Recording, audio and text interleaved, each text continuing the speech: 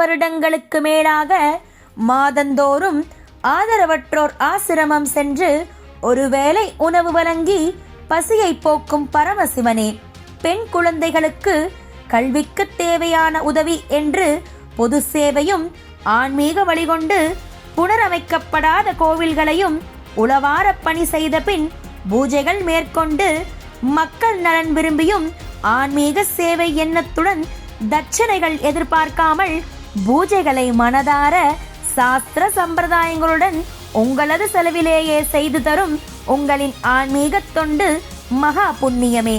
இப்புவியின் எல்லையளவு பரவியிருக்கும் புகழ் தரும் தர்மம் தானம் செயல்கள் ஒருவர் செய்வாரானால் தேவலோகமே அவரை வந்து ஆசிர்வதித்து போற்றி பாடும். உங்களின் சேவைகள் யாவும் கண்டு இறைவனை உங்களை தேடி வரும் காலம் வரும். வறியவர்க்கு கொடுத்தல் வேண்டும், அதன் மூலம் புகழடைந்து வாழ்தல் வேண்டும். இதுவே பயனுள்ள வாழ்வு ஆகும். இந்த தவ வாழ்வு வாழும் வள்ளலே, உங்களின் இந்த சேவை பல்லாண்டு காலம் தொடர வேண்டும். இதை கண்ட பலரும் உங்கள் வழி பின்தொடர பிரபஞ்சம் வழிவகுக்கும். தனக்கு நீரை கொடுக்கும் மேகங்கள் கைமாறு காண்பதில்லை. அதுபோலத்தான் நீங்கள் மேகமாயிருந்து உதவிகளை மனமுகந்து செய்து வருகிறீர்கள்.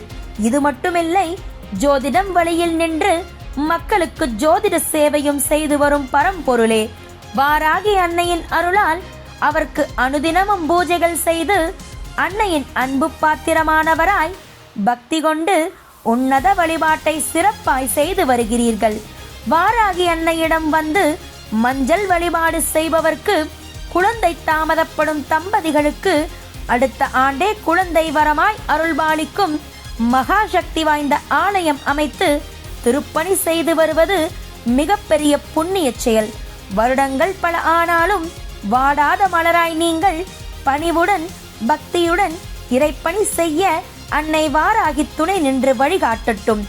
உயர் திரு நீலகண்ட சாஸ்திரி அவர்களை சமூக சேவகராக தேர்ந்தெடுத்து அகஸ்கரா விருது வழங்கி கௌரவிப்பதை பெருமையாக எண்ணுகிறது தர்மசாஸ்தா ஜோதிட வித்யாலயா.